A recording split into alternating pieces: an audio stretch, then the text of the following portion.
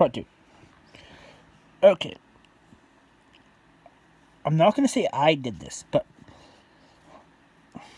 this squaring white boy I know, and his big ass native friend, and like 100-pound soaking wet black girl that they would take with. Like, these three were inseparable, right? Used to actually run the scam, using the fact that security at this one place that they went to were racist as fuck. Now, she dressed like she was basically a cheerleader. Like, preppy little girly girl. Whatever. Dude was a jock.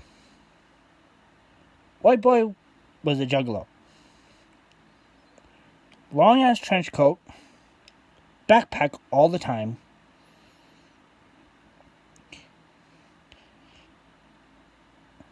And usually had a weird ass hat on. Would walk into a store. Even though the white boy looked like a total freak, and the other two looked like regular kids, every time the security would check them out. So when they noticed this, they decided to use it. They're like, fuck these racist fuckers. If they're not gonna pay attention to me, next week, white boy came in as preppy as possible. The others wore their normal clothes. When every single security guard was watching them, and this place had 4 security guards. There was 3 of them. Logic dictates, if you're gonna watch these 3, you watch all 3 of them. Nope. 2 on the big guy, 2 on the girl. Because it would take 2 security guards to overpower a 100-pound girl. Because, reasons. Literally, you could sneeze on this chick and she'd fall down. Kill. Yeah, nicest girl you're ever gonna meet, but you really didn't need 2 security guards on her. But yeah, walk around. While they were checking her out, white boy hypothetically would be begging as much shit as possible. Walk past the detectives at the same time as the other 2, without fail. He would walk by, they'd grab the other 2. This happened 4 fucking times. Each time, the 2 that they grabbed didn't have a damn thing on them. Hypothetically. Because stealing's bad.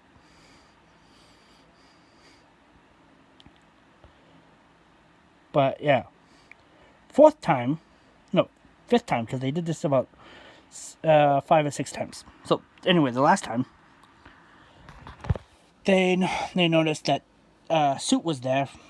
They were guessing from corporate because everybody was pretty much bowing down before this guy. So what they did was same scam, except they walked up to the corporate guy, pointed out that the security guards were watching them, and then the guy dumped everything that was in his bag onto the stand and said they never saw me. And said this was the first time that this ever happened, but these 4 would always hassle his friends. 2 of the security guards got fired. 1 of them got promoted. A year later, for something completely unrelated.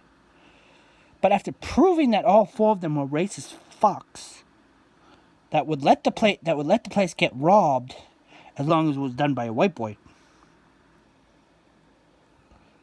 2 of them lost their jobs. 1 of them got fired. Another one. Another hypothetical story. Same white boy. This guy was flamboyant as hell. Always had his trench coat on, but this time, glow sticks head to toe. Tweaked out, raving in the middle of a parking lot. Twacked out of his fucking mind. The same native dude around him, still high as fuck, but acting normal. The guy didn't dance or nothing. And the bigger girl they were tight with. Now, even though the one guy had glow sticks, a trench coat, and was obviously twacked out of his mind, cops smacked him around. But the dude that wasn't doing nothing got the worst of it. And the dude that really couldn't feel shit at the time, the only reason he got smacked is because the second they started putting their hands on his friend, he stood up for him. That's the only time that they started stomping out his ass too. Now, thankfully, because this kid bruised and scarred easily, they noticed they left a welt. All three of them walked because they didn't want to walk into a police station with a busted ass kid. Even though the native dude, he's been busted up at and brought in a lot of times before this. But he was always resisting arrest. Some reason the scrawny-ass white boy being busted up scared them a little bit because they knew people would listen. This is what people don't see. What the 1% or even the what I call the 20% never see. Is that the 80% of us get treated a little different. And the 40% get treated less than human. Now, how are we going to change this? First, get a politician that has half a brain that realizes that all he's got to do is promise and go through with his promises to get a complete overhaul, and he'll get elected. That means the 80%.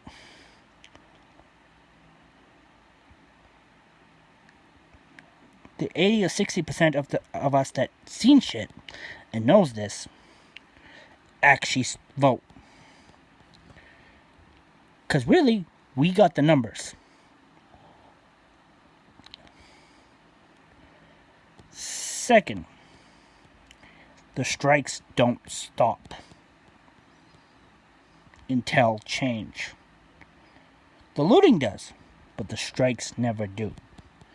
I'm talking day after day, week after week, month after month, year after year if it takes. There's not one single week where there's not at least 50 people in some random city or in a couple random cities with signs. What this will do is this will prove to the people that think this will just go away and and the status quo will stay, is that this ain't never gonna stop until actual change. Second, when that politician gets in power, he doesn't focus on the beat cops. He focuses on training, the academy, the sergeants, the lieutenants, the captains, up the food chain. Because the second you get it through their heads that this won't be tolerated, they'll get it through they'll send it down the food chain. Shit rolls downhill. Change rolls up. So the second that the good cops realize, hey, if something happens, I can talk, and the sergeant will put it up the food chain, and something will actually be done about it, and I won't be labeled a rat.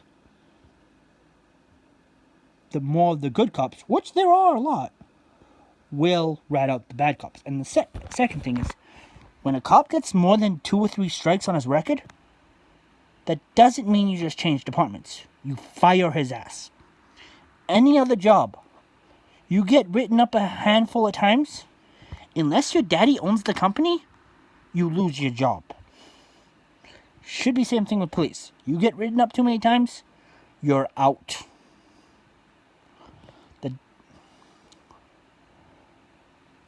And thirdly,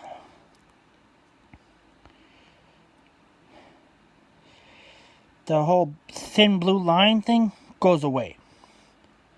I mean, why is it that the people that are supposed to be fighting the gangs and fighting the streets follow street code when it comes to snitching? Shouldn't they be the opposite of gangs, where, like, snitching on bad behavior is rewarded, actually? And third, to the violent cops that aren't racist, they just have that, they're just overly violent. Don't fight them. Use them. Let's